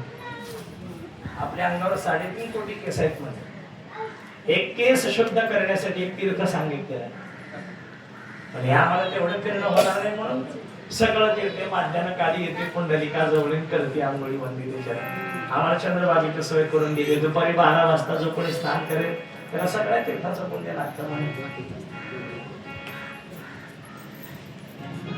काय करावं हा प्रश्न पडतो. भक्तीला आनंद द्यायचा आहे, ज्ञान वैराग्यांना पुन्हा तारून करायचं आहे, तीर्थाला पुन्हा आनंदित करायचं. काय करावं लागेल? शोध घेतला घेतला घेतला आणि स्वतःनी एकच नियोजन करायचं ठरलं. भक्ती मातेला आनंद देणारी एकच कथा आहे, तिचं नाव आहे श्रीमद भागवत कथा. आपण त्या कथेचं आयोजन करूया. जी कथा मनाचं परिवर्तन करते, सत्य असत्याचं ज्ञान निर्माण करून देते, ती भागवत कथा आपण करूया. हा म्हणता बातमी बसवली. स्वतः महर्षी कथा सांगणार आहे, स्वतः महर्षी भागवत सांगणार आहे. सगळा समाज जमला, लोक यायला लागले आणि एवढी अपाट गर्दी बघितल्यानंतर स्वतःनी प्रत्येकाला बसण्यासाठी एक वेगळं आसन टाकलं. बरं, योगी, विरक्त, संन्यासी, ध्यानस्थ पहिल्या वळीमध्ये बसवले, परमार्थाचा प्रचार करणारे मधल्या वळीमध्ये बसवले आणि संसार करून पोट भरणारे शेवटच्या वळीमध्ये बसवले. ऐका, ठिकाणा आपापल्या अधिकाराप्रमाणे स्थान दिलं. योगी विरक्त पहिल्या वळीत, गावोगावी परमार्थाचा प्रचार करणारे मधल्या वळीत आणि संसार करून काहीतरी पोट पाण्याचा व्यवसाय करून आपलं पोट भरणारे शेवटच्या वळीत बसवले. नारदांना एका कोपऱ्यामध्ये पहिल्या वळीत आसन टाकलं. नारद मुनी तिथं बसले आणि आता भागवताला सुरुवात होणार. देवाच्या नामसंकीर्तनाला प्रारंभ होणार. इतक्यामध्ये वीज चमकायला लागली महाराज. आणि एक स्त्री अंगामध्ये गळ्यामध्ये माळा घातलेल्या आहेत, हातामध्ये माळा अडकवलेले आहेत, पांढरे शुभ्र वस्त्र परिधान केलेले आहेत, केस पूर्ण मोकळे सोडलेले आहेत. ते केसामध्ये गजरा आहे, कपाळाला चंदन आहे आणि डोळे बंद करून हातामध्ये चिपळ्या घेऊन भजन करत करत करत स्त्री आलेली आहे. तिचं भजन काय होतं ऐकायचं तुम्हाला? हरी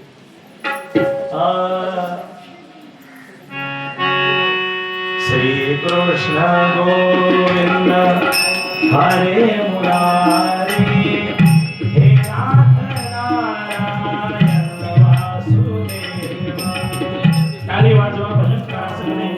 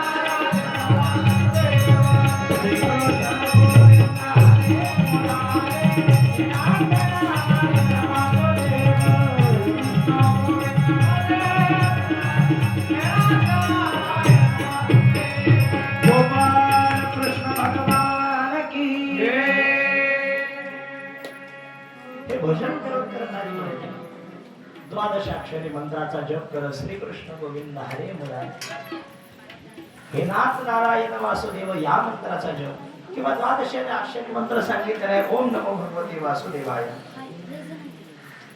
कोणी 6 मंत्राचा जप 6 शब्दाचा जप करत रामकृष्ण हरी म्हणते, कोणी विठ्ठल म्हणतो, कोणी राम म्हणतो. प्रत्येकाच्या मंत्राची प्रत्येकाची वेगळी पद्धत आहे. भगवंताचं भजन करत करत आधी म्हणे तिनं, पण त्यानं सगळ्यावर नजर फिरवली. कुणाला कुठं बसवलंय, कुणाला कुठं बसवलंय.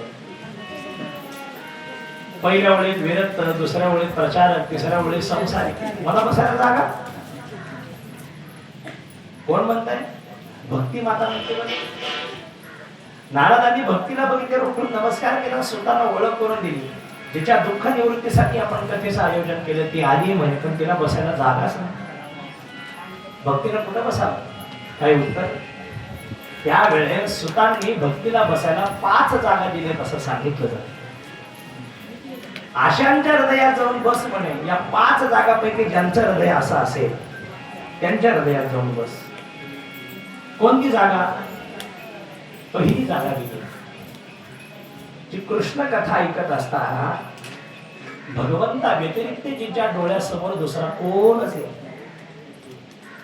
अधरम मधुरम वदनम मधुरम नयनम मधुरम भासितम मधुरम वदनम मधुरम चरितम मधुरम मधुराधिपते रखिरम मधुरम. काय त्याचे डोळे, काय त्याचे हात, काय त्याचे नाक. कथा ऐकत असताना जिला कृष्णाशिवाय दुसऱ्या चेहऱ्यासमोर कोणच येत नाही म्हणे, त्यांच्या हृदयात जाऊन बस. दुसरी जागा दिली जी कथा ऐकत असताना आपलं मन व्यापक करते म्हणे, पण मगाशी सांगितल्याप्रमाणे आपल्याला मिळालेला आनंद दुसऱ्यालाही मिळावा म्हणून परोपरीने प्रयत्न करते आणि आपला आनंद जगाला वाटण्याचा नित्य प्रयत्न करते. तिच्या हृदयात जाऊन बसायला सांगितलं. तिसरी जागा, कानानं कथा ऐकत असताना जर देव प्रसन्न झाला, काय मागावं देवाकडे? देवा, पुढल्या जन्मात पांगळं केलं तरी चालेल, आंधळं केलं तरी चालेल, लंगडं केलं तरी चालेल, पण कान मात्र चांगले दे बाबा. कारण पुढला जन्म मांडेगाव मध्येच घ्यायचा आहे आणि याच जागेवर बसून श्रीमद भागवत कथा ऐकायची. बस ही जी एवढी इच्छा आहे ना, तिसरी जागा ती दिली की तिच्या हृदयात जाऊन बस. चौथी जागा अत्यंत महत्वाची. जर मरण जर आलं ना तर कथा ऐकत असताना, कीर्तन ऐकत असतानाच मरण यावं. राम राम म्हणता जाओ माझा प्राण. मला काही अनुभव नाही माझा संसारात, तुम्ही माझ्यापेक्षा संसारात जरा जास्त अनुभवी. पण कधी कधी संसारिकाचं दुःख बघून मला एवढंच वाटतं, माझी तरी इच्छा आहे महाराज मरण जर यावं तर एकतर कीर्तन करत तरी यावं, नाही तर कथा करता करता तरी मरण यावं. बस दुसरी कोणतीच अपेक्षा नाही.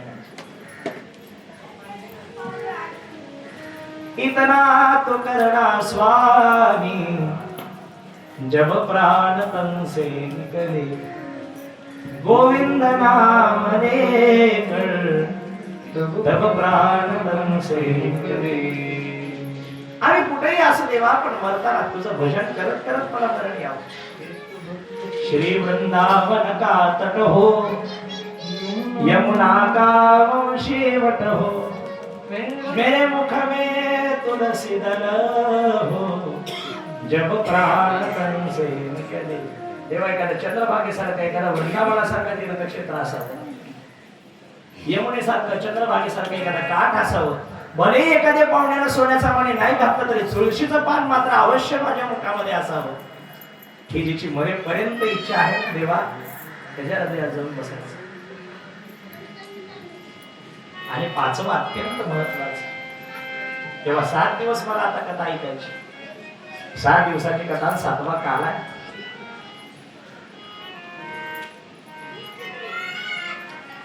माझ्या कथेमध्ये माझ्या मनाची उद्विग्नता येता कामा नये.